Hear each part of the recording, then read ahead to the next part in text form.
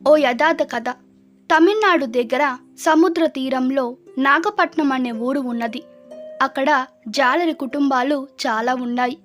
ఈ కుటుంబాలలో ఒక జాలరివాడు మహాశివభక్తుడు. ఆ జాలరివాడి పేరున ఇప్పటికీ నాగపట్నంలో ఒక రోజున ఉత్సవం చేస్తారు. ఈ జాలరివాడికి ఒక దినచర్య. అందరూ కలిసి వెళ్ళి చేపలు పట్టేవారు. ఈయనకి అలవాటు ఏంటంటే వచ్చిన మొదటి చేపని శివార్పణం అని సముద్రంలో వేసేవాడు. మిగిలినవన్నీ తాను తీసుకునేవాడు. ఇతను భక్తిగా చేసేవాడు.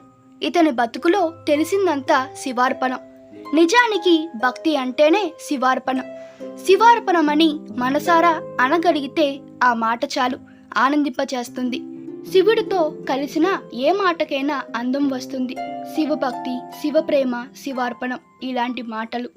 ఇతనికి తెలిసిన ఒకే పదం శివార్పణం. అటు తరువాత చేపలు పట్టుకునేవాడు. ఇతడు జాలరి వాళ్లకు నాయకుడు. నాయకుడు ఏం చెప్తే మిగిలిన వాళ్ళు అదే కట్టు ఉండాలి. ఒక పద్ధతి ఉండాలి కనుక ఒక నాయకుడిని పెట్టుకున్నారు.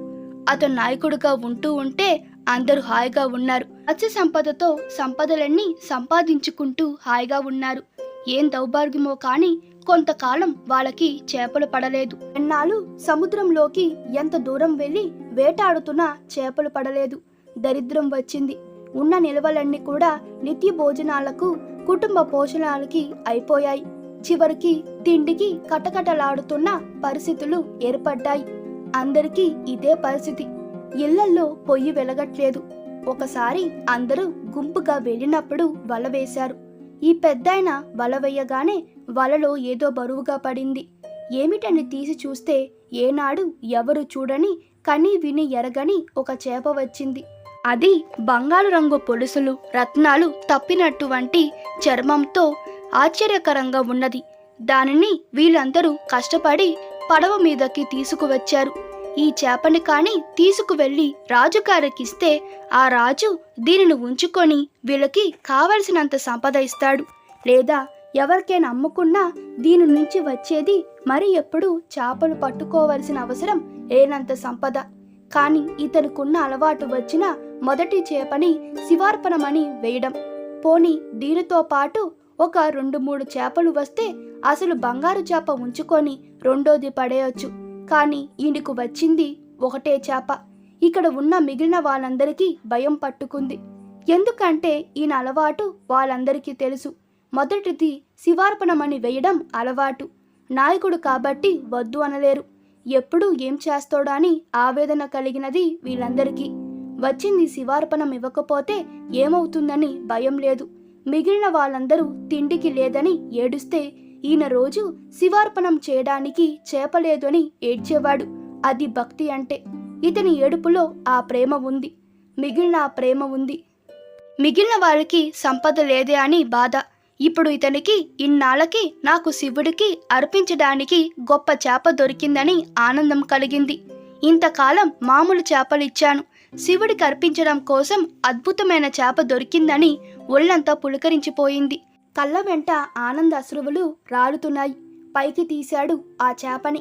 వీళ్ళకి భయం వేసి కాలు పట్టుకున్నారు పారేయక్కువని. వీళ్ళెవరూ పట్టట్లేదు అతనికి. ఆ శివుడికి అర్పిస్తున్నాను అని తీసుకొని శివార్పణమని సముద్రంలో వేశాడు.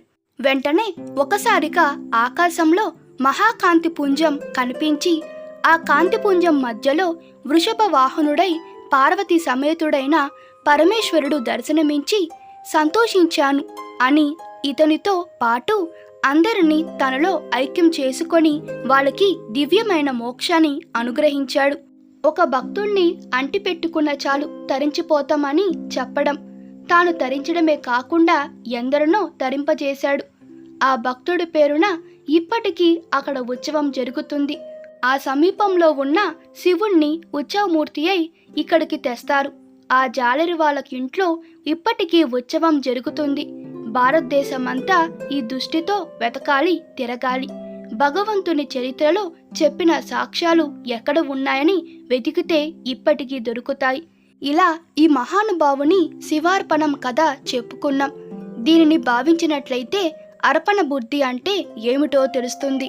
కొంతమంది భగవంతుడి దయ వల్ల సంపాదించి మాటి మాటికి అంటూ ఉంటారు భగవంతుడు ఇచ్చాడని.